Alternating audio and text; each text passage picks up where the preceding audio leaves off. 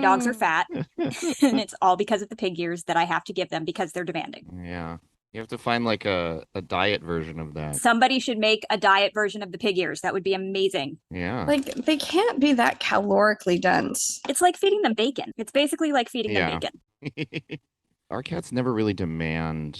Well, no, that's not true. They demand a lot of things all the time. They only get like really aggressively meowy and, oh, I'm going to disrupt everything that you're doing when they want breakfast or birds. Oh, They love the birds outside, but if To you eat the birds? No, they No. want. So we feed the birds every morning. If it goes too much past like 9 a.m. without having like bird interaction. yeah, their bird stories, and it's like a zombie apocalypse of birds. There are so many pigeons that come for one scoop of seed, and they are no longer afraid. Mhm. I have like a grabby stick that I use because I'm afraid the pigeons would get me Mhm. because they don't fly away anymore. They have no fear. I boop some of them with this grabby stick And they're like, yeah, because whatever. they're so aggressively there, and they don't care. I bet if you let the cats out, that'd take care of it. Yeah. They know the cats are nothing either. The cats would be terrified if they came face to face with a real pigeon. They like the safety of the window screen. That's interesting. Although they are pretty dumb, They're dumb. where every once in a while we'll put the seat out and they'll both be staring out the window watching, and I'll just hear this thump. It's like, oh my God. It's like you know you can't get out that way. Echo dragged me a block and a half today on a walk to try and murder, I think it was a pigeon. So she could maybe help. I love it when they get that drive in them where it's just like the instinct takes over and the eyes just like That's, I mean, roll. a Yeah. squirrel, a dog that's smaller than her, a bird, my hand, anything that she can murder. Anything you can murder. Hmm Well, It's actually very cute. yeah, speaking of murder, that's cute. Welcome to You're No Fun Anymore, the podcast where we deal with our nostalgia. I'm Randall, I'm Dayna. I'm Bryce. and we are changing up the format this time a little bit, and we are going back into television Woo! with Buffy the Vampire Slayer or The Lost Girls of Sunnydale. Nice. Yay. I would also accept I may be canceled, but I'm still pretty. Aww.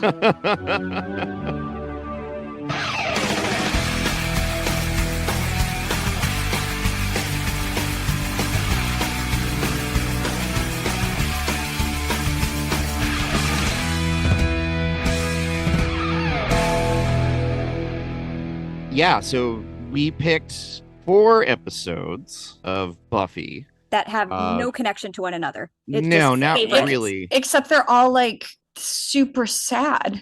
Yeah, I mean, I intentionally chose Tabula Rasa because it's so silly, but then in true Buffy style, it gets super sad in the last 10 minutes. Right, yeah. Especially the later seasons, and we'll kind of talk about that in a little bit. But Oh, yes, we yeah, will. so we each picked one, and then we had to do Hush because It's Hush. it's Hush and it's awesome. But we went through and picked Helpless, which is Buffy's 18th birthday. Buffy's 18th birthday from season 3. The Wish from season 3. Hush from season 4, and Tabula Rasa from season 6. Yeah, so while the show started in 97, none of these episodes are there, but we'll just go to 97 anyway. It's a good year. I really didn't have a lot for this. I tried my best. The year is 1997. This was the year that the 1960s television staple Lost in Space was set to take place when the crew of the Jupiter 2 sets off for Alpha Centauri, only to be thrown. Is that true? Yeah, it was set in Lost in 1997. Space was set in 97? That's correct. Oh, that's upsetting. That's really upsetting. Yeah, when they were set off to go to an Earth-like planet in Alpha Centauri, only to be thrown into the endless abyss of space at the maniacal hands of the wily Dr. Smith. The longest living human in documented history. I'm going to say that. Jean-Louis Calment. Alex isn't here to correct us this time. No. This is where I need the French pronunciation. Would pass away after 122 years and 164 days on this planet. She was born in 1875, was a teenager when she met Vincent van Gogh, although she claimed it was a disappointing meeting, and that Van Gogh apparently, quote, reeked of alcohol and was, quote, very disagreeable. That tracks. Same. Yeah. She would outlive her daughter and grandson and still remains the longest living human recorded and documented. Although there was a lot of people that were saying, it's difficult to trace some of the stuff back, but 122 years, that's kind of insane. Maxim magazine, after its founding in the UK 2 years prior, would branch into the United States this year. Its premiere cover would be the Drew Carey Show star, Krista Miller. That is a weird person to kick it off with. Right? Yeah. Yeah. I remember the Jessica Biel cover. That was right around that time. Sure. And it's a very, because I was looking that up too. I'm like, wow, that's not what I expected for Maxim. No. Especially Maxim of the 90s. Well, I know when I think of Maxim, I definitely think of the Drew Carey Show. Truly. Yeah, right. Mhm. And it was actually like the cover is very, very tame. You know, she's wearing a baseball jersey and she looks amazing, but it's just like not what you would expect a Maxim cover to be. You did get a free CD with the premiere issue. Was it AOL? It was an AOL. No, I think it was just a bunch of random music. It's probably got Power Man 5000 or something in there. They missed out. Everything that was given away in 1997 was a free AOL CD-ROM. Yes. Oh, and this year would also see the publishing of David Foster Wallace's collection of essays, A Supposedly Fun Thing I'll Never Do Again, which included several of his reminiscings of David Lynch films, thoughts about the Canadian Open, the Illinois State Fair, cruise ships, but most notably his 1993 essay, E Unibus Plurum, Television and U.S. Fiction, which he talks about the concepts of meta-watching and the stranglehold of irony to the Gen X writers and viewers of the time. And speaking of a stranglehold of irony from Gen X writers. Valid. Yeah. Buffy the Vampire Slayer would be a mid-season replacement premiere, March 10th, 1997. First episode airs on WB, and we become honestly one of the major tentpoles of the burgeoning network at the time.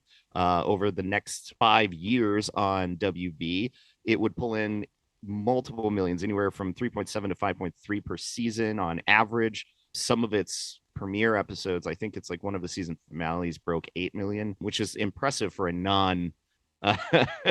non-network television show. After 5 years on the WB, it would be optioned for 2 additional seasons on the UPN because the WB didn't see any point in continuing it, where UPN said, oh yeah, we can do it. And they pulled 2 more additional seasons where its 2-hour series premiere for, I believe, season 5 or season 6 would pull in 7.7 million viewers. And honestly, some of the best work they've done on that.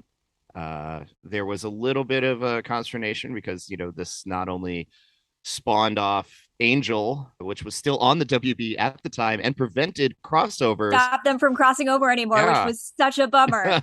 Such a bummer. Yeah, that was kind of a big hindrance for both shows, honestly, I think. Well, they did once Buffy ended, they could do it again. Then they could do it again. It would also go on to continue in comic book form or an additional, what was it?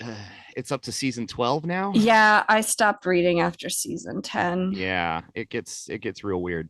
But yeah, there's tons of media criticism. Literally, I think at one point this was registered as like one of the most studied. I don't know if I still have it. Oh, I do. I have a book that is actually called The Physics of the Buffyverse, which is an actual physics book that is taught entirely in Buffy terms. So I have a critical theory book, academic essays analyzing Buffy. Yep. I think there's over 200 different publications about Buffy in academia. It is a favorite go-to for a lot of people, and myself included, when I was in college. This is right at the time when I was watching this. Yeah. It was interesting to kind of live through it, and now kind of going back, because honestly, I haven't sat down and watched any of these in quite some time. Really? Yeah. Oh, I'll put one on pretty frequently. Yeah. I was trying to count. I think I've gotten through the entire series as a whole probably 8 or 9 times. And most recently last year, when I had nothing to do but sit in my apartment. So I went back and rewatched it again. I probably haven't rewatched it for, honestly, probably like 5 years. Ever since all the shit about Joss Whedon started really coming out full force. Yeah. But I was super into this idea of watching Buffy up. Like, I'm always, we may talk about this the whole time, but like, it's been really hard for me to kind of weigh how shitty Joss Whedon turned out to be and how much we all loved. I've been to like the brown coat ball several times. I mean, let's unpack that for a second. Right. To raise money for his charity. I have a Joss is my master shirt now. Well, I don't have it anymore, but at one point I owned it. Like, it was. Yeah. Oh yeah. Let's see here. So when I was 17 years old and the internet was just coming into existence. One of the first people I met was a friend of Sarah Michelle Gellar's who instructed me that I was supposed to watch this show. And I believe my response was, yeah, I was going to do that because I love the movie. Why wouldn't I? So I was one of the like 2 kids in the world that already knew about Buffy before it aired. I interviewed Suzanne Daniels, who's the woman that actually greenlit Buffy for the WB. And I can tell you, I loved that interview, but was very disappointed because she does not consider Buffy to be as important as Dawson's Creek was to the network, to which I say, pshaw. I mean, that was their number one. I mean, it was Buffy like Dawson's always... Creek was the moneymaker, but Buffy was the critical darling. Yep. Right. But even then, it was still, they would always get snubbed by the Emmys. Oh, yeah. 100%, which is disgusting to this right. day. But it did actually manage, like Sarah Michelle Gellar managed to get a nomination. Golden Globe. Or Golden Globe. Yeah, sorry about that. Hush, I believe, was the only episode that got nominated for an Emmy for cinematography. They would get a lot of write-ups and positive feedback from TV critics and like science fiction awards and like fan awards. But like the big one, the Emmys, just really refused to because it was a kid's show, like regardless of how good it was. I once had a conversation with someone who shall remain nameless, but was an older gentleman. And I was trying to convince him of the wonderfulness of Buffy and that he should, because he enjoyed Firefly. And I was like, well, if you like Firefly, watch Buffy. And his response was, I'm not going to do that. It's a girl show. It's a teenage show. Yeah. And I'm like, that's always been the response that I've gotten on Buffy is, why would I watch that? It's a teenage girl WB show. But it wasn't. Yeah. For anybody who hasn't seen it, it was in no way a teenage girl show, even though I did model my entire self-being on Buffy and still speak like Joss Whedon wrote my dialogue for me. It was so much more than that. Like I can literally just go in my head and go, if this show hadn't hit the cultural touchstone at that point, you don't get stuff like Veronica Mars. You don't get stuff that are honestly a lot of the things that most of the people that worked on these shows would go and create later. You get Wonderfalls and you get you don't get Joan from Mad Men. Yeah, you don't. You also don't get the Marvel Cinematic Universe sounding like it does. Yeah, like with the snarking. Yeah, and a lot of that, I think it's just it hit at the right place in the right time because, as we said, and we should mention, like Joss Whedon had written this as a movie, which came out, I believe, 92. 90, yeah. With Chrissy Swanson and it's amazing. Luke Perry. And Pee Wee Herman. And Paul Rubens is one of my favorite death scenes. He's actually really good in that. Rutger Hauer also. And Rutger Hauer, who has one of the best screen deaths. Yeah, he's amazing in that. And which is funny because I think that was right after all of the interview stuff was coming out where everybody's like, oh, I wanted Lestat to be like Rutger Hauer. And so here he is being a vampire. I actually, the day that I came home from summer camp, I insisted that my parents take me to the movie theater so that I wouldn't miss Buffy the Vampire Slayer in the theaters. And that was for the movie. I think it must have been because of Luke Perry. Yeah. I can't really think of any other reason I would have insisted like that. Because that's the year after 90210 premiered. So that's well peak. In that period. But yeah. I fell in love with that movie and I assumed the show would be just like it, which it 100% is not. No, but I mean, there's the tone is kind of there. I mean, the line, all I want to do is graduate from high school, go to Europe, marry Christian Slater and die.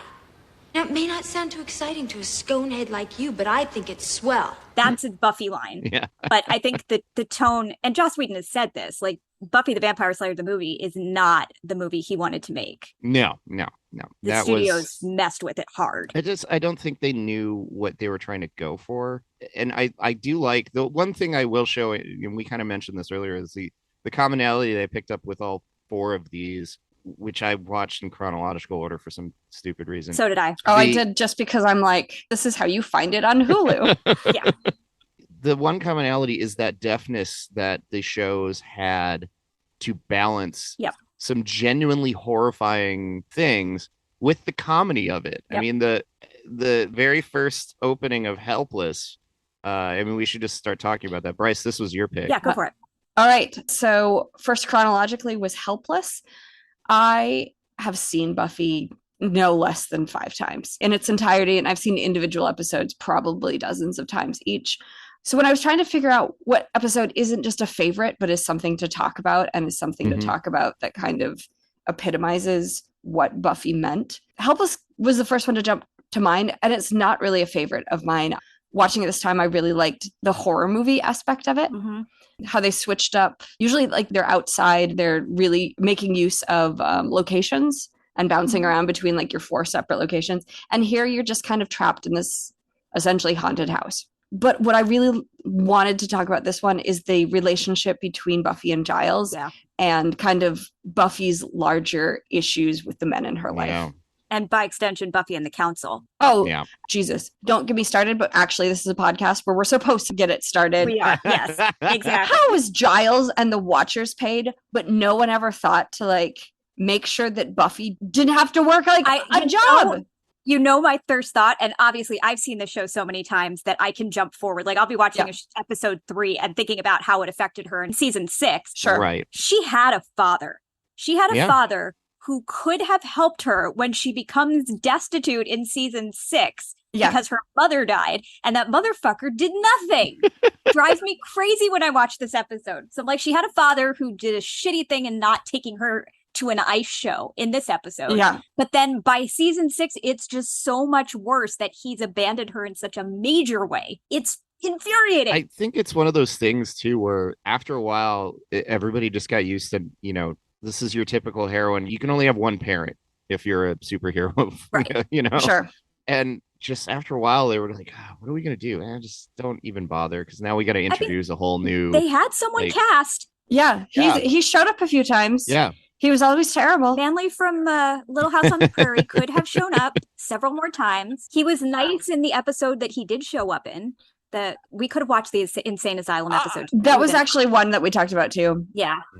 Well, so Buffy's dad is awful, but watching it this time, I'm like, how did she ever forgive Giles? I mean, Giles nearly killed himself too. It doesn't matter. Because not even that. I was going to say, between like Giles and Buffy disappointed each other so many times throughout this series. Truly. This is just the first one. It's not even the first one, because it's before this she finds out about Ripper. Well, but before this, Angel.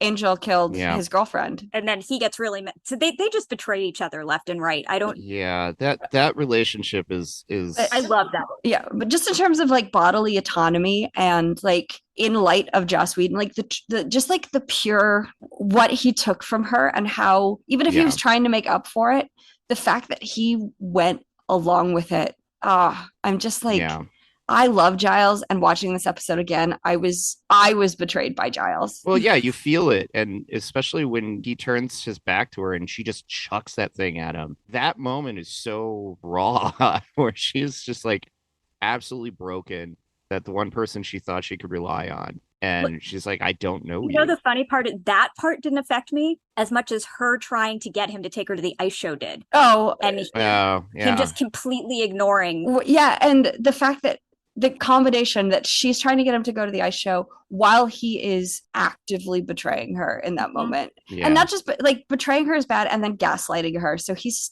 taking away her autonomy of her physical self and also of what she knows about herself. Well, so I think we're going to end up talking a lot about Joss Whedon in this episode. There's just no avoiding it. Joss Whedon has parent issues, and Joss Whedon specifically has a lot of daddy issues. And I think that this episode in particular is the episode that pivots on Giles and Buffy becoming a father and daughter. Like before this, they're close, but they're not bad. And then this is the episode where it kind of pivots to that. And I think from Joss Whedon's viewpoint, having Buffy betrayed and then getting past it takes them to that next level, rather than what it probably would be in real life, which is, okay, you injected things into me. You are probably not somebody that I should continue a relationship with. Truly. I should mention that only one of the episodes that we picked actually has a writer or director as Joss Whedon. So this Helpless was written by David Fury, who did a whole bunch. Eventually, and I will add, David Fury made up for a lot of the things that Joss Whedon. David Fury is like some of the best episodes. Well, but also like David Fury, all of the people that have come out against Joss Whedon, David Fury used to protect. So he's kind of the antithesis of Joss. Continue. Yeah, and so he would go on, would also do write and direct episodes for Angel. He would go on to do Lost and 24. he did some of my favorite episodes on Fringe. Mm-hmm. And there's definitely some really solid stuff in here. And he's the mustard shirt guy from Once More of Feeling. Yep. Right. And then directed by James A. Contner, who, again, he's an old hat at a lot of this stuff. He did Miami Vice. He did all the Joss Whedon stuff with Firefly and Angel, and actually did a couple of X-Files episodes, I believe, which is a cousin to Buffy. Yeah. There's a lot of cross-pollination between several shows around this time. Mm-hmm. And I think it's not just a coincidence that they're all shooting in Canada. Which the lighting very much looks like. Yeah.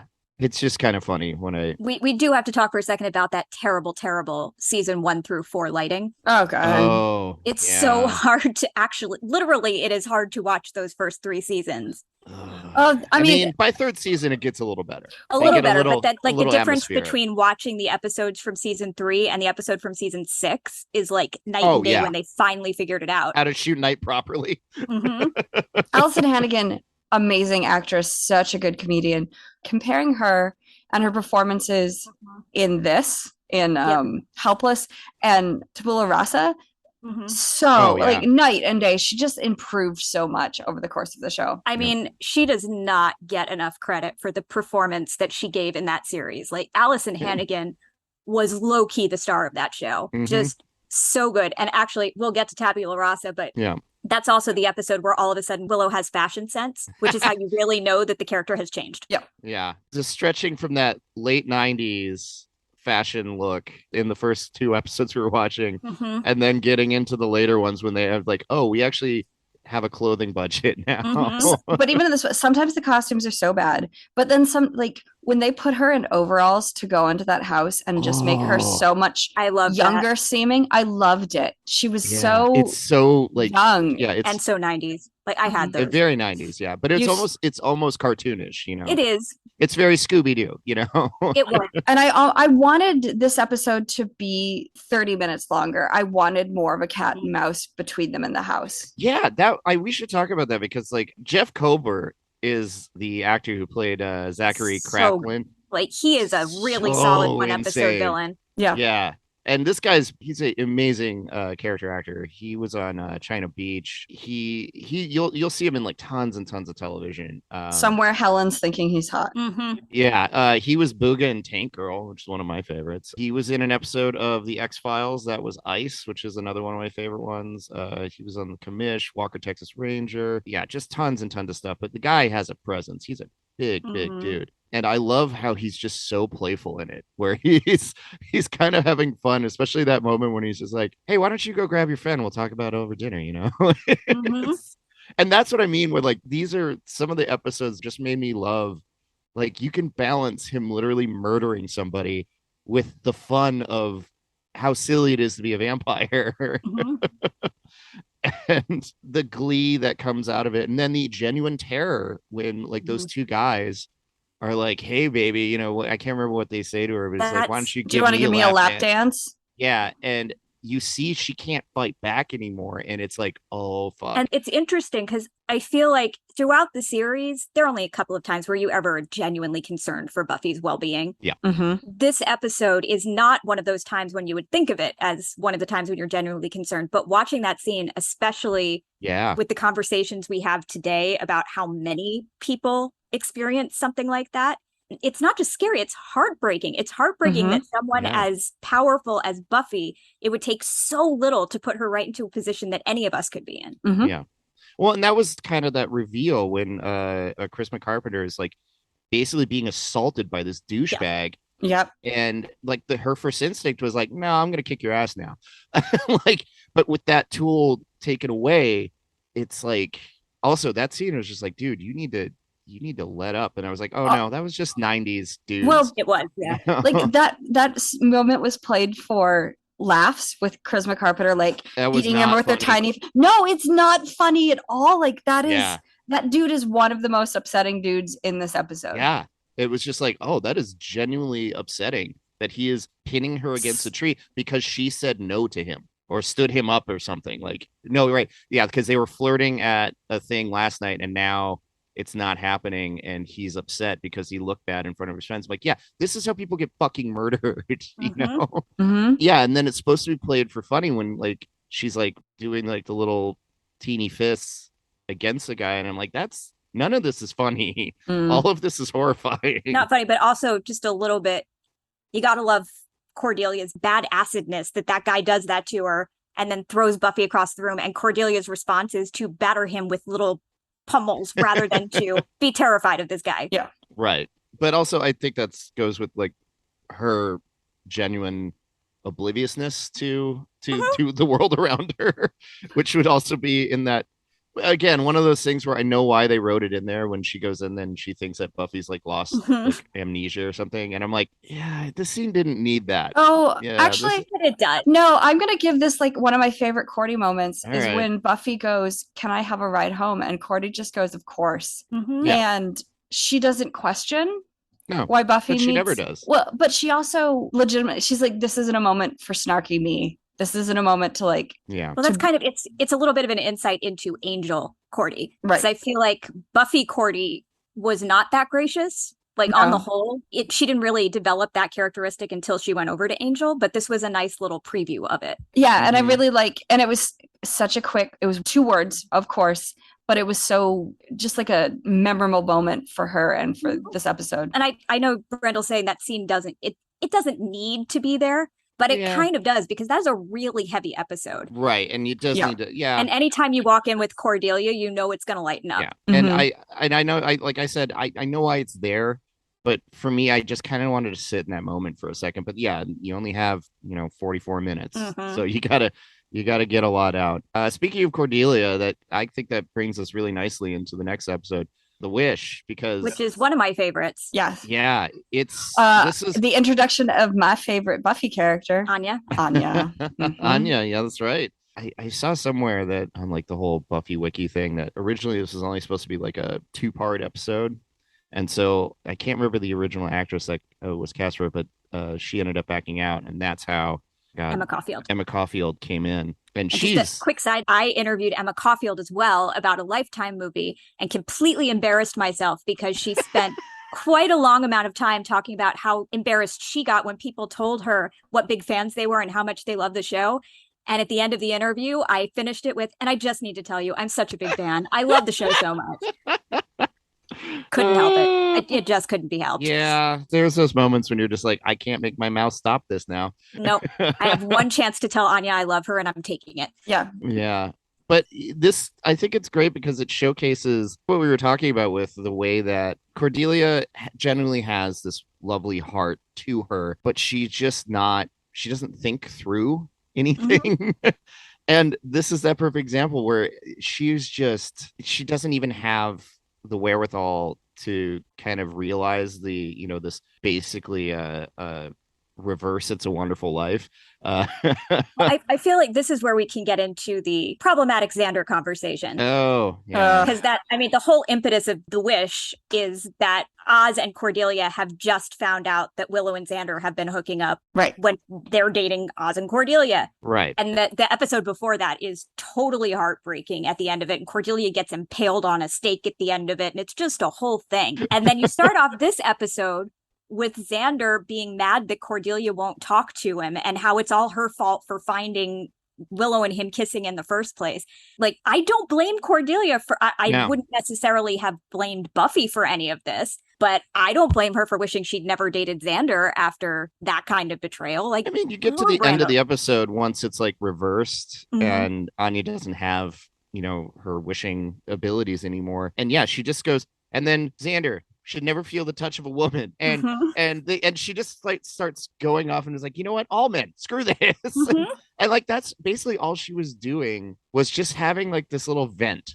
And unfortunately, it put her in a position to be brutally murdered by the 2 people that she has viewed as being that is something that I love about this episode. It's the thing that I love most about this episode is in Bizarro World, everyone is kind of living out the alternative metaphor of what they are in this this one. So Willow and Xander are evil and they're hooking up, which, obviously throws Cordelia, but also Buffy lets Angel die. Yeah. Buffy has no heart and no connection to anyone. Yeah. Like Buffy is easily defeated by a foe that she's already defeated. And Giles is the one that saves the day. But Giles is kind of like cowardly and unsure of himself in a lot of ways. Yeah. But also saves the day. Yeah. Yeah. And I love that bit because he does have, and he's like, what makes you so confident that the world isn't like this everywhere? And he's like, I have to believe it because it can't be this awful. And that's the kind of hope that kind of permeates through it. Also, Evil Willow. Oh my God. Evil Willow. Evil Willow is the best. This is the reason why I picked this episode, because Evil Willow has always been my favorite. And I always think somewhere in the back of my head that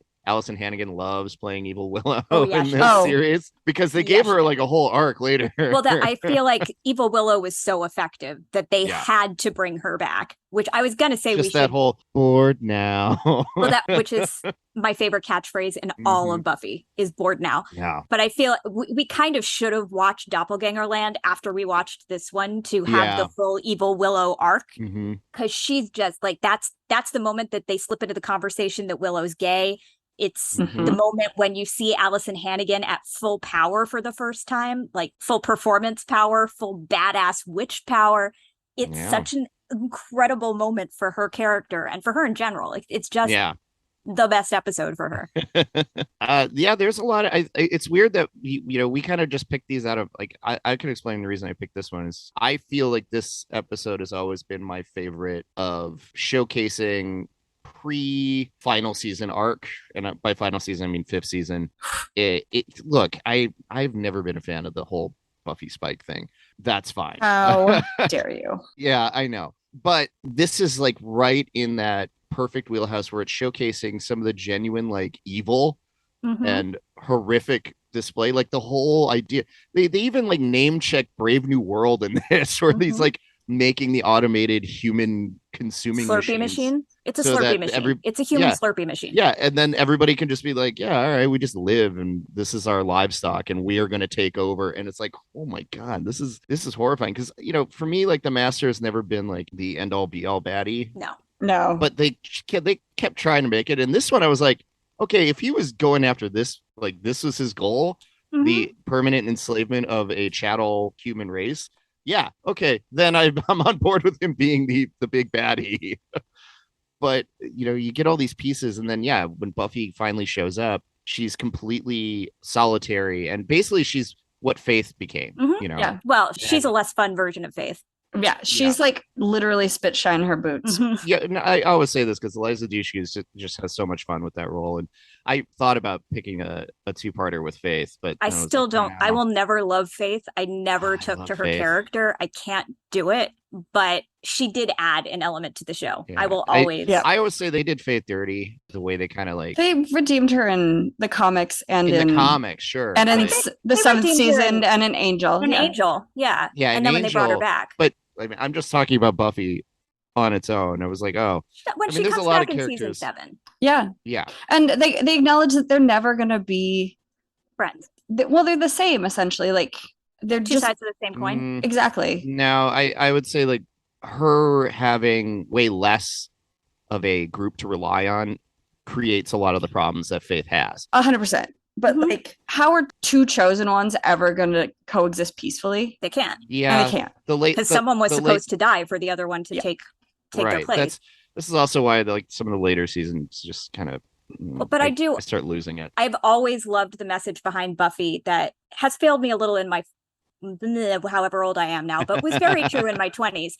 That in order to be the person you want to become or the person you should become, you need that support system. You need that group around you. Because like Faith is entirely capable of being what Buffy is. Like she's just as powerful. She's cooler than Buffy.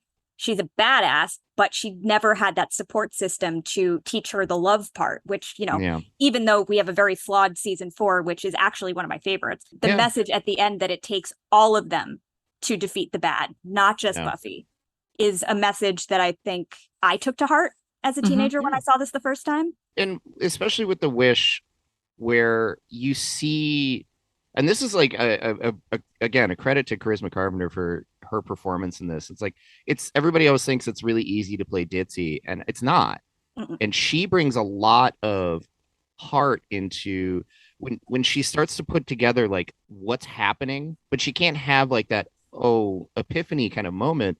But she does realize that the world is actually better with Buffy, and you see it in a nice even development throughout the whole show. And and it comes at the expense of her being like literally thrown in garbage and mocked.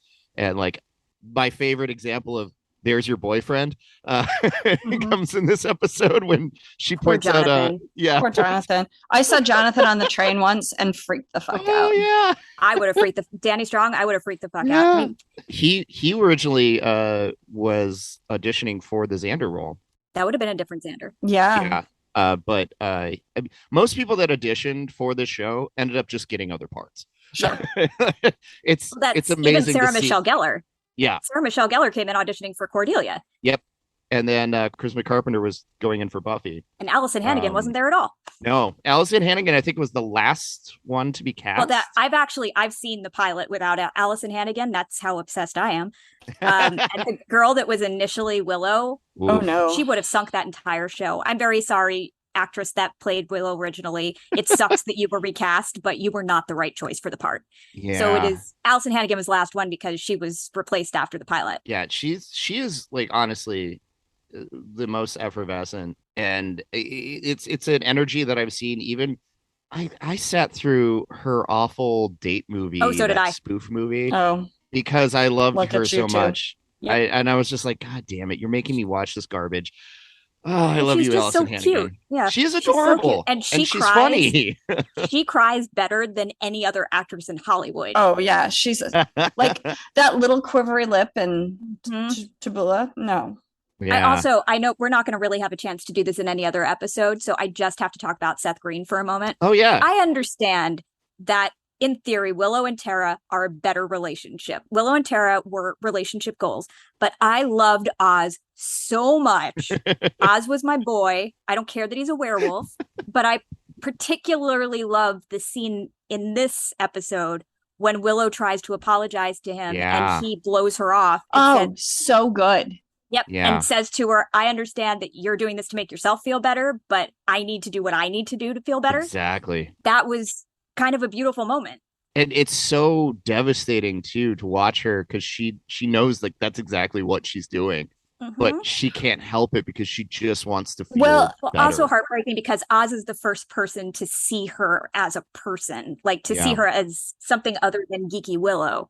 But in terms of like seeing like the results of character choices episodes later, is it any like has Willow ever been any different? She does so much so that she feels better, and so she doesn't have to deal with consequences of actions. And here it's with a boyfriend breakup, but like then it definitely snowballs.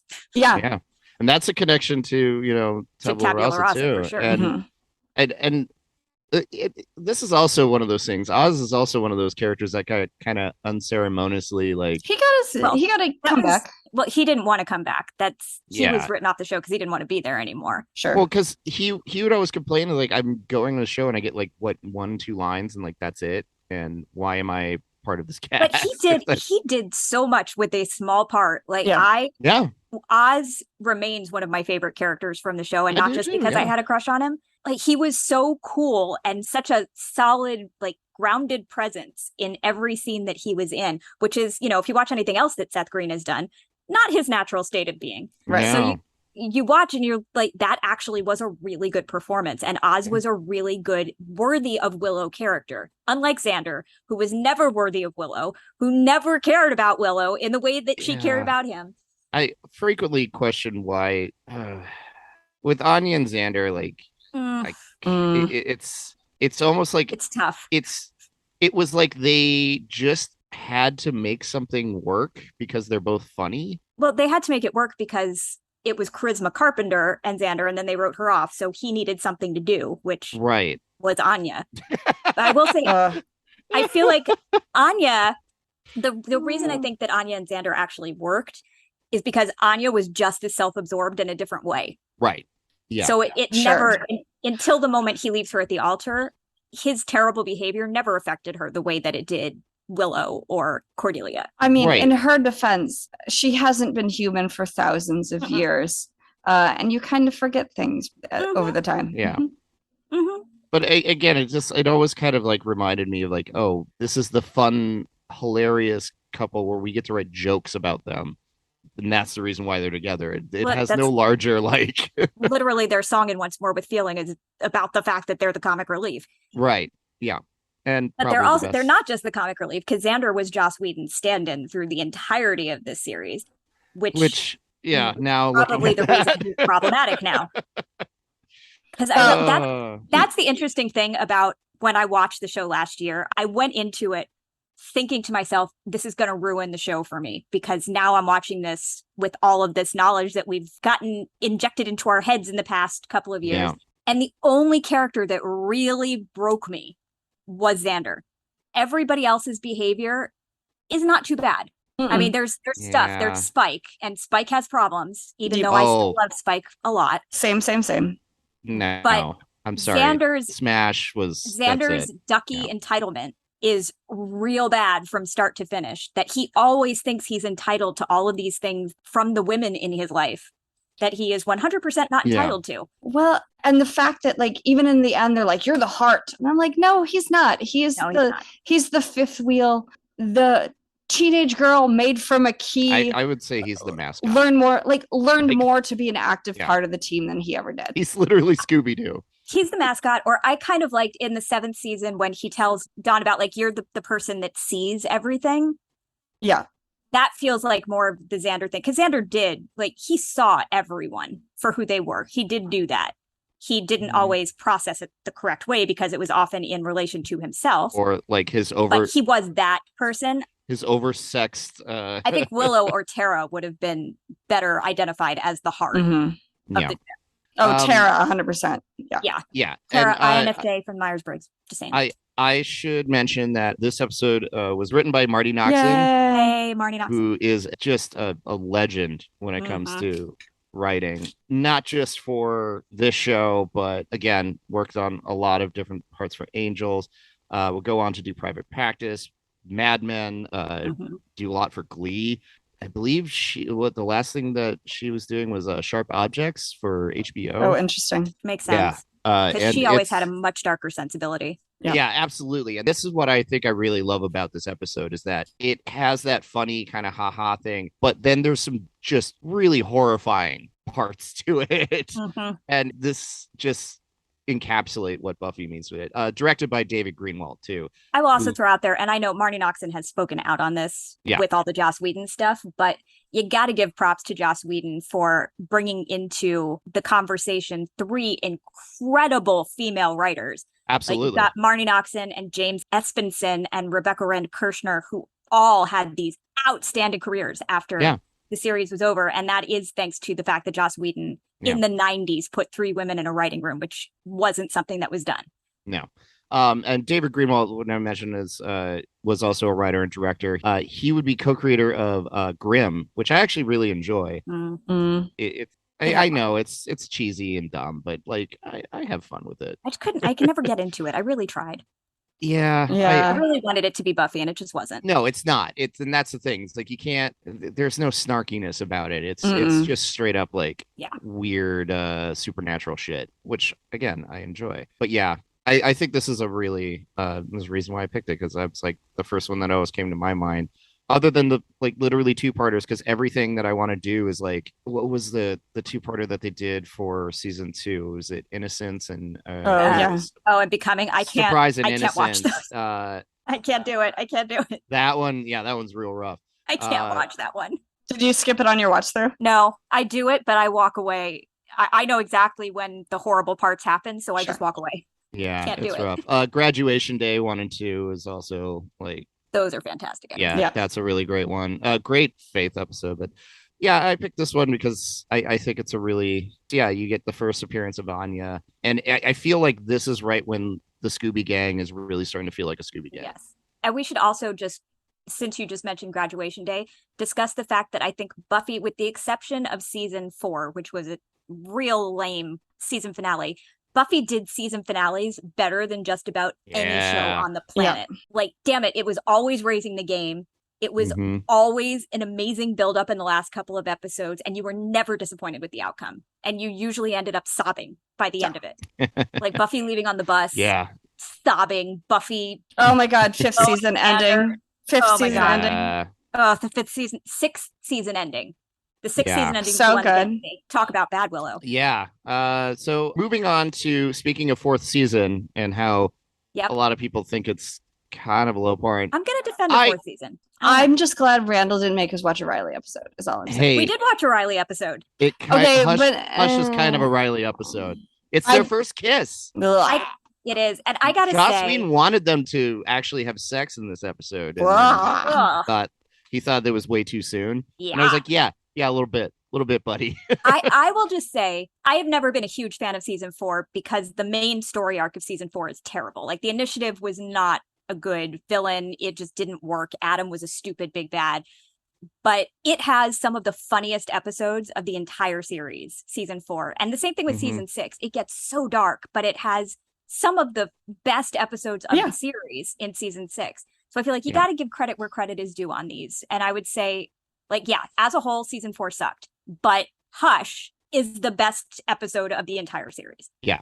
A lot of people have cited this as basically the pinnacle of where the show was. And honestly, this one, to me, this is pulling directly from horror in all of its homages, like straight up with the dolly shots around the college is a throwback to Nightmare on Elm Street, the singing, the creatures and the effects. So good. I mean, the gentlemen are Doug Jones. True. Doug Jones. Yeah. And they are some of the Camden best Toy TV also villains. Yeah. Like, they're up there with any of the worst bad guys that you will see. Absolutely. So I think a great double feature is Hush and Blink from Doctor Who, in that they're both kind of standalones that you can watch as an inroads to the show. And they both are like mini horror movies in a show that tends to be more action-packed than horror. Yeah. But not just mini horror movies with some of the best jokes. Yeah. Oh, in the series. The whole like, all right. Oh, like the spike. The spike. Yep. That the whole scene where Giles is giving the lesson on the gentleman with is the little with the little drawings and everything, and with the musical accompaniment, so good. Yeah. Yep. Yeah, because they're playing like Dance of the Macabre, right? And he's just like laying it out, and Alyson Hannigan has been said like this is one of her favorite episodes to actually work on, because as a performer you have to actually like you have to work, utilize your body to get across these things. And I just love that moment when she's like, ooh, ooh, ooh. She's still like such a teacher's pet that she needs to like, oh, I need to answer this even though nobody can talk. And she's like pointing at her, and then Xander's like, oops. And it's like, that is just the encapsulation of them. And then of course, one like, scene is just a perfect little example of every single main character on the show. And then Anya just eating popcorn. It's just that's the only person that's missing from that scene is Spike. But the Spike moment when he flips them off silently in the chair. Yeah. That's all you need. Well, and also like when Xander jumps over the couch, it just starts pummeling him. And then he just looks over and goes, oh, sorry about that. And he's just like, James Mars is like, God damn it. Actually, I can't decide if I. Oh, man. James Marsden so good when he came in as bad Spike, but I think I actually enjoy him more as neutered Spike. Yeah. I love him as like soulful, emotional, let's write poems together Spike. Yep. But this is like, I mean, this was that like really nice in between spot where he hadn't fallen in love with Buffy yet. Oh, I love season 7 Spike so much. Oh, see, I like season 6 Spike when he's helping Buffy through the trauma. I like that too. Until he causes additional trauma. Team Spike over Team Angel. Fuck off. Oh, for sure, Team Spike over Team Angel. Although we have to go back to Riley for just a second. Yeah, because he's the worst. You're overlooking somebody here. No, I'm not. There's only two. There are only two. Riley was the worst. Riley was super boring. Everybody agrees. He's the worst. Everybody agrees that Buffy would have eaten Riley alive at some point. But sure, Riley is the only healthy relationship Buffy ever has. It's true. But it's not, because he's such a fucking twat. Because Because at the end of the day, he wanted her to be less than. Did he though? He did. He wanted her to be less than. Well, it starts with... He wanted her to be less than because he wanted to be her equal or more. He could never accept that she might be more exceptional than him. But see, I don't think that's how that argue... started, though, because this is their first kiss. And this is also a great reveal where they're both lying to each other about what they're doing. And then finally, there's that moment when they're both like drawn on each other in like a John Woo standoff, and it's great. And you just have that moment of like, wait, what? And then you see them like actually start to go, oh, and you know, the way it all ends when they're just sitting and there's that long pause and there's like, I think we need to talk. And they're both sitting on the separate beds. But in that action sequence, when they're dealing with the gentleman and all the like the weird, what were those handlers like the Renfelds? Yeah, they're like weird Renfelds. So I don't know what they were. Anyway, so like they're fighting and you start seeing them go, oh, this could be fun. Like we're both doing the same kind of thing. This could be a really great relationship. I don't think that Riley... she thought that. I feel like they did the right thing at the end of the series, as disappointed as I was at the time, by saying that Buffy wasn't done baking and so she couldn't be with anybody. I think every single person that they partnered her with on the show was always trying to make Buffy into something she wasn't. Yeah. But at least with Angel and Spike, it was always more of a, we will love the dark side of Buffy. We love the fighter and the one who takes out the vampires.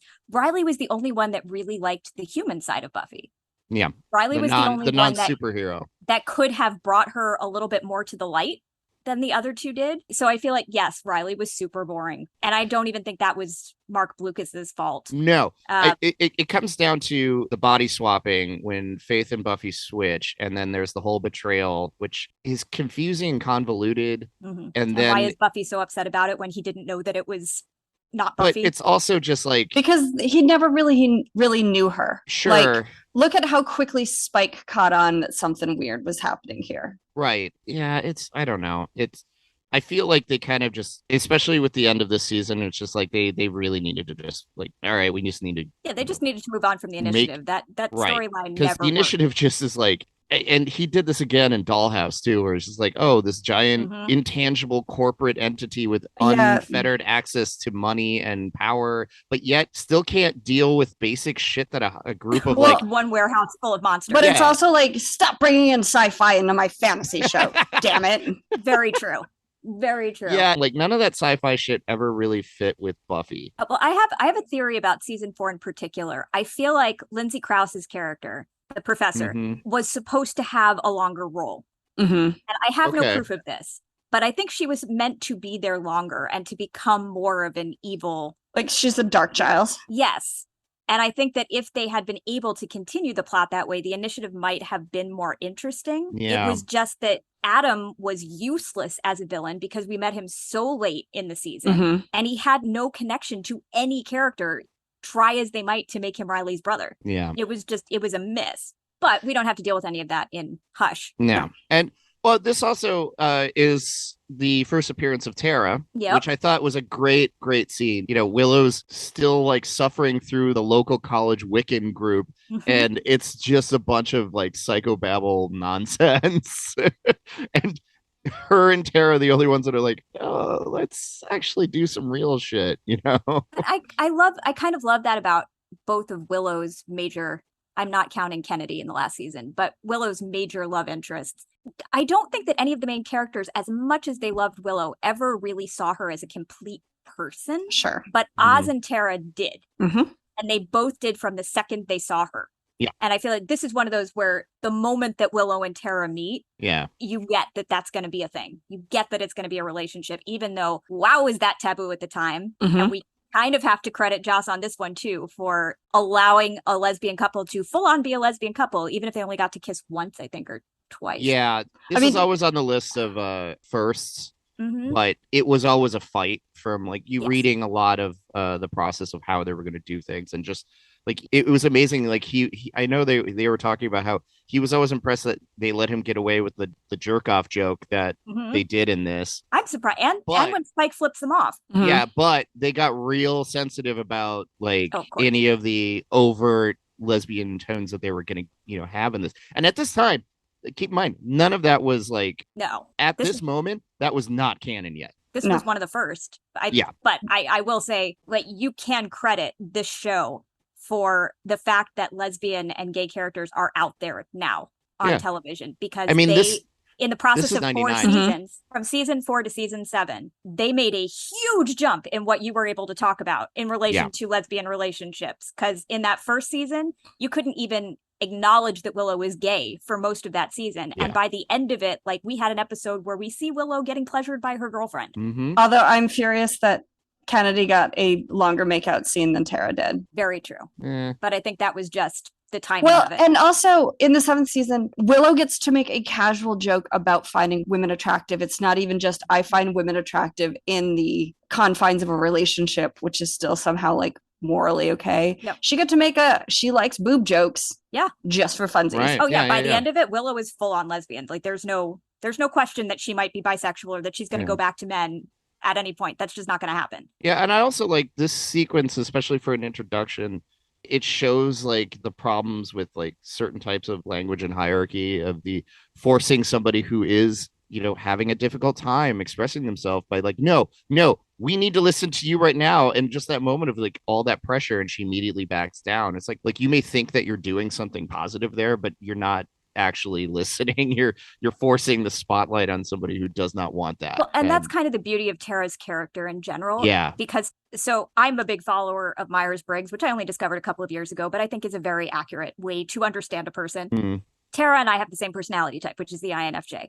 And it is totally accurate to say that when you first meet someone like her, like, you put spotlight on them and they're probably going to get flustered and not be able to say anything. But by the end of the show, or by the end of Tara's run on the show, which she is the most emotionally fluent, understanding, compassionate character on that show that everybody depends on. It just, her arc is so good. And I do love when her family came to get her and her found family stood up for her. Also, I'm an ENFP, Dana, which should surprise you not at all. It doesn't, no. I mean, the F still surprises me. The F surprises me. The Labrador Retriever of personality types. The F surprises me, but nothing else about that does. I did want to say this. So going back to Marty Noxon, she actually fought for Amber Benson to be in this part because Joss originally never pictured her in. She was not one of his favorites. No, but called her back for another audition, and he started to see what she was talking about. And so Marty Noxon was like, no, you have no idea. And they actually changed the way that the character was to fit the way that she portrayed it, with like that vulnerability and like just kind of emotional sensitivity. I think you had to be so careful when you're matching up Willow too, because Willow is such a vulnerable character to begin with. Right. That you have to give her, you either have to give her someone that's the polar opposite, or you have to give her someone that she's more open than, which is hard to do. So I think that was the other beauty of this, is that Tara makes Willow a more confident person because she has to help Tara. Yeah. I mean, I think you're absolutely right in the fact that they complement each other so well. And that, like, that moment when they first are trapped and they're running away from the gentleman and they first realize their powers. And it's such a great, like, little moment of like, oh my God, you know?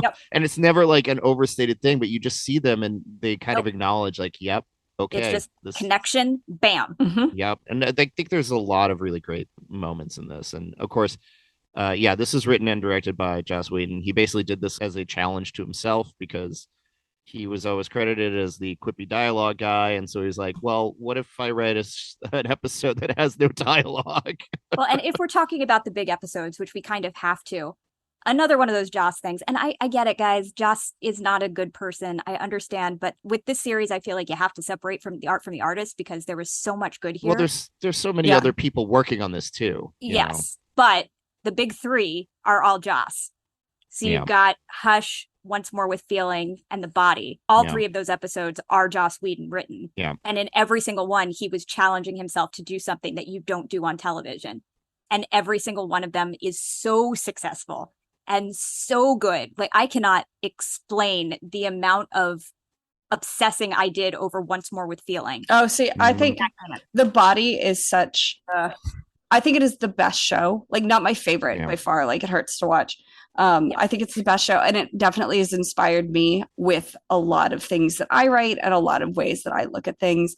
Also, Anya has my favorite moment in that. That's everybody's favorite moment is I don't understand why she can't just get back into her body. Yeah. I mean, that episode, I still remember watching it the first time when it first aired and just sitting on my couch for like 3 hours afterwards and sobbing because that episode is so hard to watch. But I will say it has, like, when my father passed away this past year, I was thinking in terms of that episode about how I was going to process this. That's how ingrained Buffy is in me, that when I needed to deal with death, I knew how to do it by watching Buffy, which I think says a lot about that episode. It's super weird because like that episode, you know, Josh is behind it, and this one, they're polar opposites in the way that he approached it, where this is like basically wall-to-wall scoring, and the body has, I don't believe any non-diegetic music. None. It's that again is like so incredibly effective to be able to do 44 minutes of television without any kind of, you know, sound cues or working like that. It is kind of hard to kind of grasp like where television could be, because I can't remember who was writing it at the time, but somewhere in the Village Voice they were saying where they were crediting a lot of this to like what we would call the new golden age. And it changed the conversation. This was pushing the bar of what you would expect out of television, and I think the reason why they got away with a lot of it was A, it was cheap, and B, nobody was expecting them to do stuff like this because, like you said it was earlier, a silly girl show. A silly girl show on the WB, whereas opposed to you look at what is trafficking with CW and on HBO and all this stuff, and it's like it is all these very emotionally forward tales of a lot of coming of age stuff. And you can have my other favorite show, Supernatural, without Buffy. Oh, absolutely not. Absolutely not. It's the boy version of Buffy in every single way, in like including a lot of the actors. A lot of the actors, the emphasis on found family, the like easy switch from an emotionally gutting moment to just like pee your pants comedy, the reliance on relationships rather than, you know, plotting to get you through episodes. This is definitely one of those like when you boil the plot down, it's pretty basic. It's relying on all of the people all these relationships that you already built and that you're going to build. And the strong part of Hush for me has always been like not just like the physicality of the actors, but just being able to watch them interact without, you know, like that moment when Spike bumps into Giles and Giles almost spills his coffee, and you know, like, and also just like the moments that Giles has with Olivia and poor Olivia. I know, there for 3 episodes and never seen again. I know it's so ceremonious. Yeah, because like I love that their intimacy plays well, and it works without saying anything. And like they're getting through, and they're working with it together. And she has like honestly, like the greatest scare in this episode is when she's looking out the window and you first see one of the gentlemen pass right in front of her face, and she's just like, "What the fuck?" And it's that like just big toothy grin. And I can't remember. I think it was Doug Jones who was talking about this in one of the Comic-Con interviews that he was doing. And he like, it's very heavy into mime and the way like they're so exaggerated and graceful. And it gives them all this like, you know, despite the even floating part, they're just so ethereal in their movements beyond the artificial floating that it is so creepy. Down to the clapping. They're so polite. They're so polite as they murder all the people. But also just like without anesthesia and this dull ass pocket knife, and he's just cutting out this kid's heart. It's like, fuck can't me. hear him scream. That is bleak. Good episode. And I think we can go to my selection, which was Tabula Rasa from season 6. I picked this for multiple reasons because I knew we weren't going to do Once More with Feeling because we can only do one of the big suckers. Even though I do love Once More with Feeling with all my heart. And I think Tabula Rasa, more than any other, I think embodies the show to me. Because you've got like all of these really heavy, really important moments in that episode with Giles leaving, with Tara and Willa breaking up, and Buffy and Spike getting together for the first time. And at the same time, 25 minutes of this episode is just sheer ridiculousness. With the characters, the bunnies and bunnies and Buffy calling herself Joan and Spike trying to give spikes to everybody because he thinks his name is Randy. Oh, I want to just yell out, "Get your hands off of Randy!" All the time. But I mean, that's why this episode is so brilliant, because for so much of the episode, it's so silly and laugh out loud funny. And then at the end of it, it rips your heart out to the tune of a Michelle Branch song and just stomps on it repeatedly until the end of the episode. Yeah. It's a brilliant, brilliant episode. I still say boo to them kissing, but whatever. What? No, you shut up.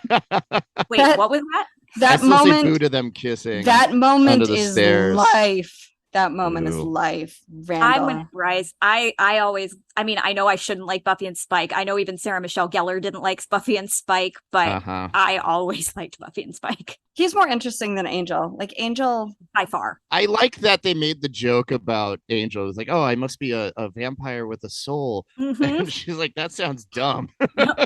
Angel on Angel was a delight. Angel on Buffy was like, they never let him be silly. Such a wet blanket. So just the worst. That's like I loved him when he was Angelus. Like I loved him then. He does evil really good. Yeah, when he could have fun. That's what got him because Joss Whedon never really believed that he could be scary and evil. And then when he did that episode, he was like, oh, and that's when he moved forward. Like, we could do a whole show with you guys. Mm-hmm. And we should also discuss Dawn at this point. Dawn. I don't mind Dawn, which I know is like I mind Dawn. Like, yeah. Not for the reasons that most people mind Dawn, but I mind Dawn. It's fine. All right, She's why fine. don't you like Dawn? I don't like Dawn because she screams all the time. That is how she does everything on this show. She screams, particularly episode with Buffy's birthday, where she screams, "Get out, get out, get out," like 5 times in this stupid episode. That is my problem with Dawn. Not that they decided to insert a younger person into the series halfway through to try and revive whatever they thought was missing. And I have no problem with Michelle Trachtenberg. I think she did what she could. But I did not like Dawn because of the screaming. She's definitely the Scrappy-Doo of this whole institution. The screaming can't even be blamed on Michelle Trachtenberg. She was a teenager. Like, that was a director's deal, not knowing how to direct an actual child anymore. And I like her character because it gave Buffy a different sense of responsibility. It made her decide between saving the world and saving something smaller. You know what I think it might be, though? And this is my big problem with season 6 and season 7. Mm-hmm. After Joyce dies and after Buffy dies and comes back, she is so rarely allowed a moment of joy or silliness. Yeah. She has to be the grown-up all the time. And any opportunity she might have to not be the grown-up, which was kind of the best part of Buffy in seasons 1 through 5, Dawn takes that from her because she always has to be like the mom to Dawn. So I don't love where it took her character. I don't love where it took Buffy. Sure. I get that. And I mostly thought because it's too convenient to have Dawn in the show. Because you basically make an instant damsel in distress. You make Xander was always the damsel in distress. Right. But that was more fun. That's fun because Xander is an incompetent, man-child. Mm-hmm. And that is kind of a fun play on the whole, we have to rescue our dumbass friend who's normally like whoever's going to be the Daphne and get locked up in the episode. Xander's always your good choice because it's funny. Mm-hmm. Where with Dawn, it's not really funny. It's like, it's just an easy here's your Achilles heel kind of thing. They also never really address the fact that she's still a key. After season 5, she's still a key. They do in the comics. Do they? Yeah. They definitely don't on the show. Oh, yeah. They totally give her powers of her own and fully investigate the key. I think it's a budget issue. How do you have somebody who's like the epitome of power, who's like power in a little girl shaped thing? I suppose that's true. But like if Dawn ever cut herself again, it could cause world damnation. And they never really address that after Glory Battle is done because they're too busy with Buffy being depressed about having been brought back from hell. Yeah. And I think like this, it for an episode this is primarily a Willow episode, I would say. Like Buffy's. Well, it's got the Buffy Giles story, which I think is actually kind of full circle from Helpless. Mm-hmm. Yeah. Because it's like the moment that they start as father and daughter to the moment that they end. And I believe like he's not back after that. They keep shooting his parts in London, right? No, he comes back for the last 2 episodes of season 6 and then intermittently in season 7. They shot the beginning of it on his estate in London, so he wouldn't even have to leave his house. But then eventually he did come back and film the back half of season 7. Okay, that's what it was. Because I remember like, yeah, he was leaving. He's like, yeah, we're just gonna shoot it at my house. I was like, when you have a really nice house, though. he does have a really nice house. And just, you can't say enough nice things about Anthony Stewart Head, because apparently he is just a totally great guy. But the reason that he left Buffy is because he wasn't spending enough time with his family. Yeah. And that's kind of amazing. Yeah. It's one of those things where it's like, I'm glad they managed a good way to work it into the way that they ended this story. Mm-hmm.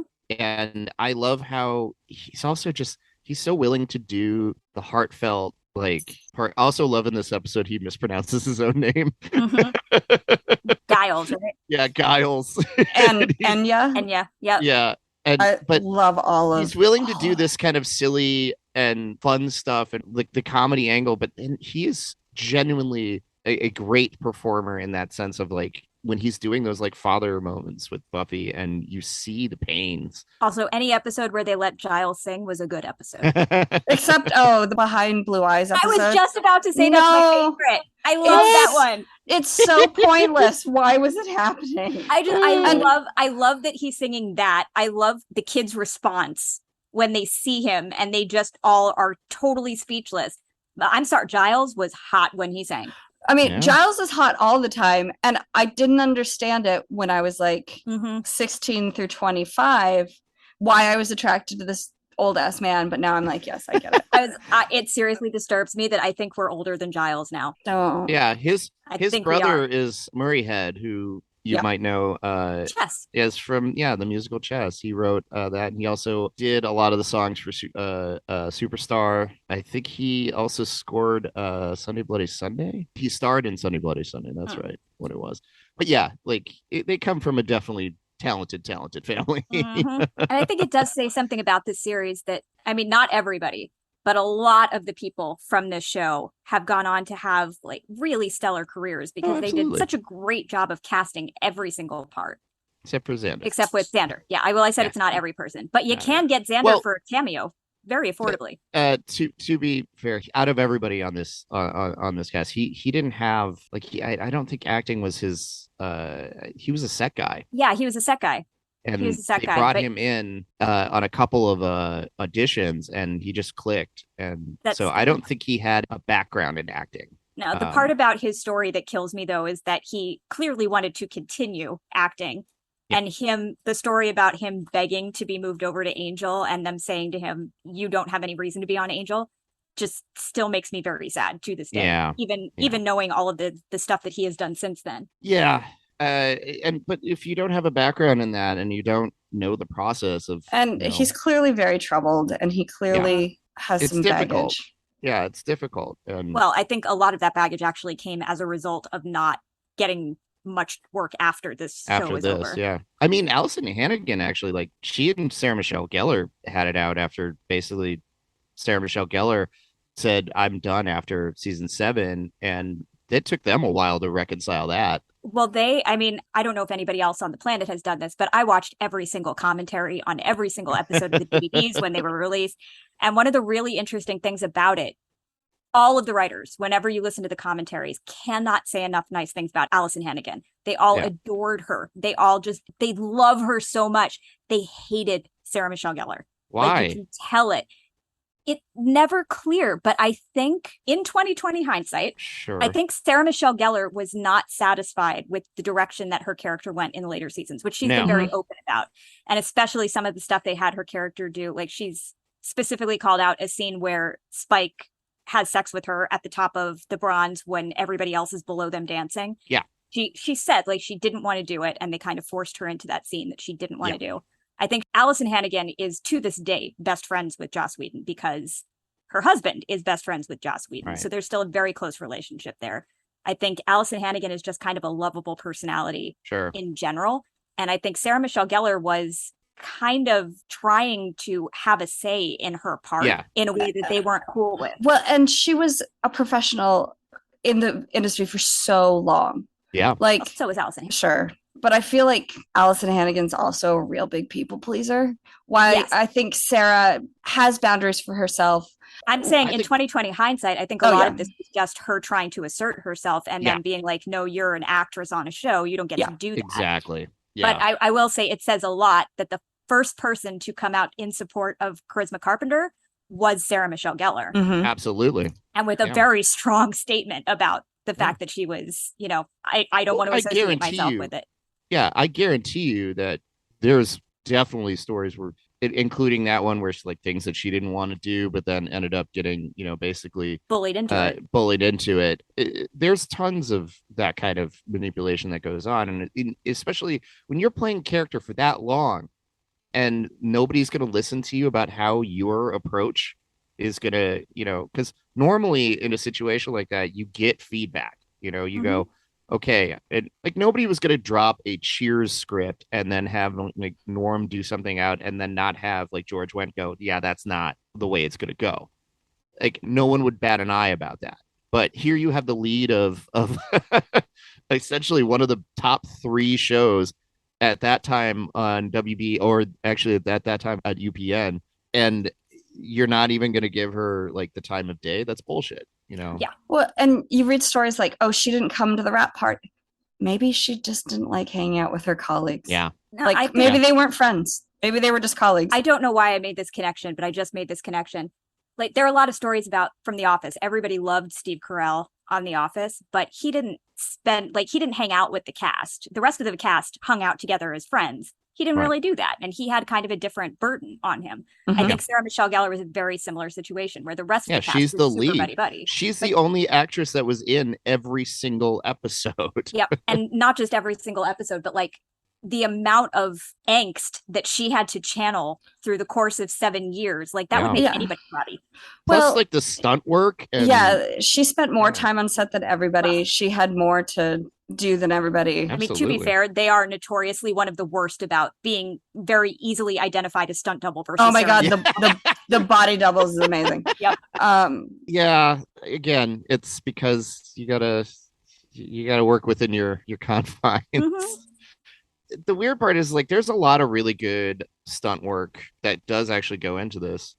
So the lead stunt woman for I believe like the first 4 years was Sophia Crawford, and the show's stunt coordinator was her husband, and they ended up leaving on less than amicable terms, and like there was like a weird online drama with them and Joss Whedon, and I think it just comes down to like the way that these shows have to be brought in under a certain amount of money, and you can't spend a lot of time on this stuff, which means a lot of the most expensive things get cut, and stunt work is one of them. And I think we can also safely say at this point, yes, Joss Whedon was a creative genius. We can also safely say Joss Whedon was a shitty boss. If you were not in his inner circle, Joss Whedon was a shitty person to have to work for. And I think that's evidenced by a lot of the people that have come out in the past couple of years, but also by all of these little things that happened at the time that you are only now kind of piecing together, like these stunt people being so angry at the end of their split, or Sarah Michelle Gellar not being someone who felt like she needed to continue the show that was so loved. It's very hard for me because I for so long was like, Joss Whedon is my god. Yeah. But I think we can say it doesn't have to be one or the other. We can acknowledge that this was a brilliant moment in time and this show, and still say he's a bad boss. Yeah. I'm not going to say he's a bad person. I don't know him. But I think that if you were not his best friend, a bad boss. Yeah. I mean, I say the same thing about Picasso. Every time I go to a museum, like he was an amazing painter, innovator, able to recognize talent. He was a fucking shitty person. Yep. Yep. And I think we can say, I think the nice thing about the conversation now is maybe moving forward, we can identify some geniuses that don't require all of this extra explanation on top of them. Because I'm sure there are people out there who are very nice and who are also incredibly creative geniuses with original concepts out there. Jordan Peele. Oh my God, Jordan Peele. Please don't disappoint me, Jordan Peele. Yeah. I mean, I would be very heartfelt if that happened. Eric Kripke also seems to be an okay dude, although The Boys is a lot to watch. The Boys is a lot. Yeah. There's a lot of gore in that show. I still like kind of wrapping up with the whole Buffy thing. With Joss and the way that this is interpreted now, it's kind of weird to take a step back and remember like how really forward this was. Mhm. And especially for like late 90s, Mhm. when I was trying to think of like, oh, I'm going through and listening in my head of like, oh, what was the stuff that was the equivalent on television at this time? And there just There's really nothing. wasn't. It was Dawson's Because Creek. right now is Well, this ER, is And then Veronica- Charmed. this came out the year before Dawson's Creek. I think Right. Charmed was already Sure. out there. like Felicity Frasier, came out Home like a year Improvement. later. Like it's all sitcom, like multi-camera sitcom shit. This was the first And- thing of its kind. Yeah. It's kind of crazy. Like, And we wouldn't have Alias without it. We wouldn't have Mm-mm. Veronica Mars without it. We wouldn't Mhm. have most, like Bryce said, most of the women in the Marvel universe we wouldn't have without it. Like it yeah. opened the doors I to don't think powerful women. I don't think we would have the tone like We wouldn't have Wonder Woman. well, Yeah. but we wouldn't have the kind of action movies we're used to seeing now without it. Mm-hmm. Where Where it's that kind of that balance of you want it of- quippy, you want it funny. You Mhm. don't want an Arnold Schwarzenegger who just like is big and buff and smashy. Mhm. You want people to one line. You want intellectual people that can beat you to a pulp. Well, and you also want fully realized characters that can beat you to a pulp. Yes, absolutely. And I think that is what's so brilliant about this is not only was it a teen drama, so kids could watch it, Yeah. it was fully realized, brilliant characters that created an actual like literary soap opera. Mhm. Yeah. And you had the supernatural stuff on top of it and the romance element. Like it was everything. It was Oh, that was another thing that that was a takeaway I got out of a couple of these episodes is that both with Tabula Rasa and The Wish, they do that wonderful soap opera thing where like somebody says something and then the next scene somebody's finishing that Mhm. sentence with the last line, and it's like that kind of stuff where it's just like it's moving it so quickly, and I'm like, I love how that just got incorporated with everything now, like and That- that's that- one of those like he's obviously Joss Whedon has been pretty verbose about the fact that he's a huge Shakespeare nut. Mhm. And he often used to take those kind of techniques and incorporate them into the show. My favorite being Tara's song in Once More with Feeling, where she ends it saying, "You make me complete," if you listen to the whole song. right. But if you listen to the way it aired on television, she just says, "You make me come." Yeah, it really did. Like watching these four really just kind of made me go, oh, I really want to go back and watch like You should. Oh, That's just like that's the little thing, little people- arcs, but like just like little arcs. throughout Oh the yeah, season, I'm like- not gonna engage in a full-on rewatch, but now No. like I've had a taste of the hard stuff, and now I'm going back. I'm telling you though, I mean, yes, the clothing is very dated, and the first couple of seasons are difficult to watch because the Oh, lighting it's is so bad. so rough. The first But season is The bad. show and the first season is not good, except for the witch episode, which I still really like. But once you get into season 2, like, yeah, it has problems, but the show holds up. Yeah. Guys, the show really holds up. And I Just watch like maintain- a clip show of the first season. You think you're Yeah, good. you know, Wikipedia it, and then when you're stuck, go back and and watch I it. also Oh, I like the hyena episode too in the first season. yeah, the hyena episode's pretty good. Oh, I that's so maintain dumb. though, a couple of years ago they were gonna make a remake of this without Joss Whedon. Why? They thought Buffy was the thing that people wanted, not Joss Whedon Buffy. I think we have to acknowledge that even though if Joss Whedon came back and rewrote it, there's probably more Buffy story to tell. It's not Sure. going to happen, and it No. should never happen without No. him. No. I Honestly, started, I don't want to. I've read through some of the comic book series, and I'm like, okay, I'm pretty much over this now. I'm over an extended story. I did try to watch his show on HBO. I didn't like it. It was Never? fine. It was fine. I quit after the first time he killed somebody off just for the shock value of it, and I'm like, I can't do this anymore, Joss. I You like can't. the fight got- in the water. That was pretty good. Yeah, I got through the entire season, and then I'm like, oh, this is Dollhouse. Well, it doesn't I matter. don't It got care. canceled anyway. That's done. Well, they turned it into a sci-fi alien show. Stop putting sci-fi in my fantasy. That's just gonna be your mantra. That is. That's going to mean be it. Bryce's shirt. When we all get our individualized shirts, Bryce Right. is going to be stop putting sci-fi in my fantasy. My last thought is I just can never forgive him for seeing red. I think that episode is god awful, and the reason why I hate Spike. Mm, So there you go. that was a mistake. Real bad. Real Okay. bad.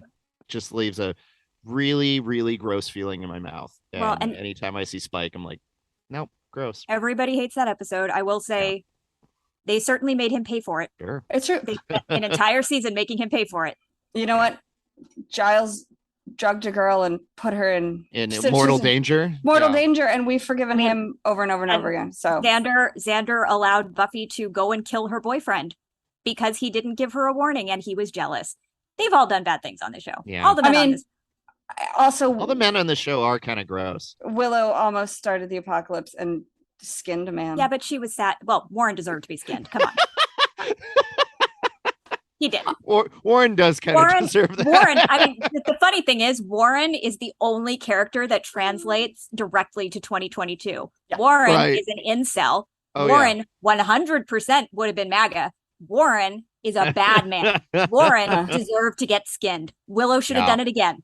Flay that dude. Just him for fun. Bring him back and then skin him again. Bring him back, put the skin back on, and then slay him again. They did in the comics. Good. Yeah. Slay that motherfucker. He and Amy are together in the comics in a really, really weird relationship. That tracks. Yeah, that totally tracks. You're like, yeah, okay, I see that. I mean, but they redeemed Jonathan, they redeemed Andrew, and they did a very good job with both of them. Warren is unredeemable. No. Screw that guy.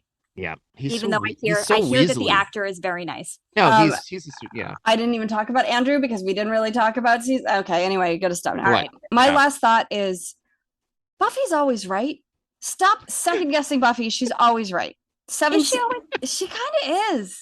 I don't know. When she makes some of those like big speeches at the end in season 7, I don't know. She's always right in season 7. She's like, here's how we approach this. And they're like, no, you're mean. We don't like you because you're mean. You're controlling. But when she leads them into the Nathan Fillion fight the first time and Xander gets his eye poked out, she wasn't necessarily right about that. There have been times when she's not right. Because they undermine her. Anyway. Yeah, it's fine. Buffy, for the most part, is the superhero this country needs. That's true. Yeah. Mm-hmm. And I always love, and again, it's a credit to the show that even all these years later, I still had like moments when I was laughing watching this show. And it's hard to do that, you know, to keep something fun and quirky and relevant enough where literally 20 years later, I can go back and be like, oh, this is still funny. And when I'm watching it for time, probably number 12 or 13, I can still laugh at that same joke because it's still a good joke. Yeah. Like Buffy with the spike, the invisible spike will never not be funny. Oh, I love that bit where he says like, oh, you're going to go out patrol. And then she gets super offended at the way that Giles threw her. With the hips? Yeah. And she's like, what? Apparently that was an ad lib by Michelle Gellar. It's a good ad lib. Yeah, because she's like, wait, really? Seriously? Yeah. Oh, I still like the take your damn spikes. That's my favorite. On the floor. Spike throwing the spikes is my favorite. The awkward dad-son hug. Oh, it's also good. Oh, good. Good Dayna, stuff. will you sing us out on Goodbye to You? Oh, I was going to do the Buffy theme song, but you need to start it with the Buffy theme song. I was going to say, no, we have to start it with another Nerf Herder song. I'm probably the only one here who can name a whole Nerf Herder album. Well, then fine, Randall. You have to play the Nerf Herders in the middle because I have to do the drumming. Okay. But we can close it on Michelle Branch. Goodbye to you. Goodbye to everything that I knew. You were the one I loved. The one thing that I tried to hold on to. I can't do her like, blah. I know. God, that had a good soundtrack. I used to listen to that. Yeah. Both of them. Both of the soundtracks I used to have on repeat all the time. Yeah. Sugar water. I love that song. What was it? Beer Bad? Beer Bad. Beer Bad. I thought about Beer Bad. When I drink, I still make the sound like Buffy does. When she does the drink, blah. I do that every single time I take a drink.